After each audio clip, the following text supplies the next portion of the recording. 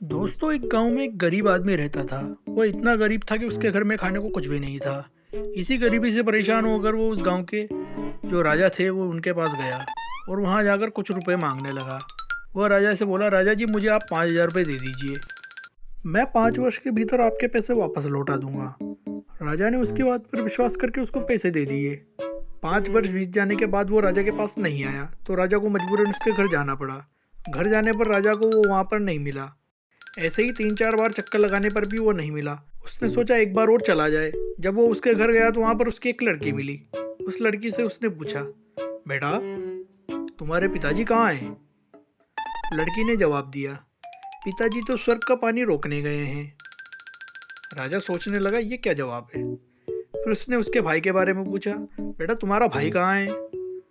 उसने बोला वो तो झगड़े का झगड़ा रोकने गया है। फिर राजा का सिर चकराया। राजा ने पूछा, तुम्हारी माँ कहाँ है बेटा? लड़की ने कहा, माँ तो 1 के 2 करने गई है। लड़की की बात सुनकर राजा का भेजा चकराने लगा और उसने पूछा, अच्छा जब सब इधर उधर गए हैं तो तू यहाँ बैठी बैठी क्या कर रही है? राजा जी मैं भी घर बैठी संसार देख रही हूँ।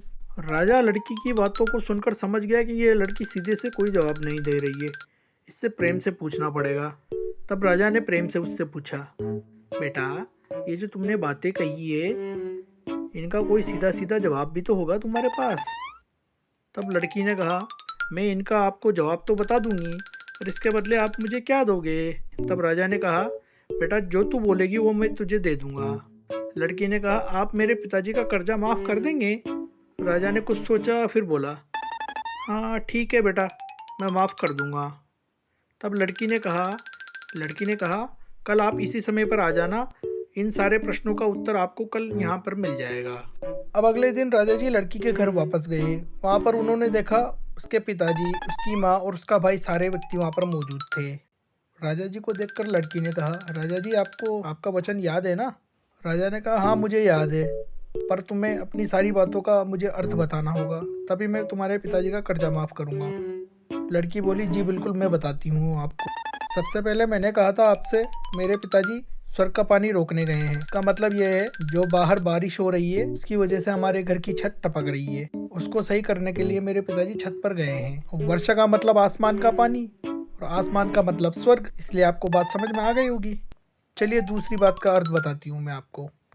दूसरी बात मैंने कही थी झगड़े का झगड़ा करने गए हैं। इसका मतलब ये है पास में जो झाड़ियाँ उगी हुई है उनमें कुछ कांटे लगे हुए हैं। अब उन कांटों से आने जाने वालों को चोट लगती है, इसलिए भैया उन कांटों को काटने गए हैं। इसका मतलब झगड़े से झगड़ा करने गए हैं। अब तीसरी बात ये थी कि मेरी माँ 1 के 2 करने गई है। उसका मतलब ये है महाराज जी मेरी माँ साबुत दाल को पीसने गई थी। अब अगर साबुत दाल को पीसा जाएगा तो 1 के 2 हो ही जाएंगे, ये तो आप भी जानते हो। रही चौथी बात जो मैंने आपसे कही थी कि मैं संसार को देख रही थी, इसका मतलब यह है कि मैं उस समय चावल बना रही थी। उनमें से एक चावल को निकाल कर मैंने देखा कि चावल पके या नहीं पके, इसीलिए मैं उन चावलों के संसार को देख रही थी। अब राजा लड़की की सारी बातों का अर्थ जान चुका था। वो लड़की की होशियारी और चतुराई देखकर उसका कायल हो चुका था। पर राजा ने एक प्रश्न और उससे पूछा, बेटा ये बात तुम मुझे कल भी तो बता सकती थी। तब लड़की ने कहा, राजा जी ये बात मैं आपको कल बता तो देती, लेकिन कल घर पर ये सब कोई भी मौजूद नहीं थे और आप इनका कर्ज माफ़ करने वाले हो इस बात का ये मुझ पर विश्वास नहीं करते, इसीलिए मैंने आपको आज बुलाया। अब आप फटाफट से मेरे पिताजी का कर्ज माफ़ कर दीजिए।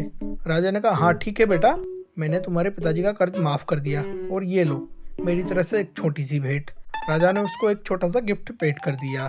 तो आपने देखा दोस्तों कि लड़की की चतुराई ने उसके पिताजी का कर्ज किस तरह से माफ़ करवा दिया। वीडियो को लाइक और चैनल को सब्सक्राइब करना मत भूलना। Thank you.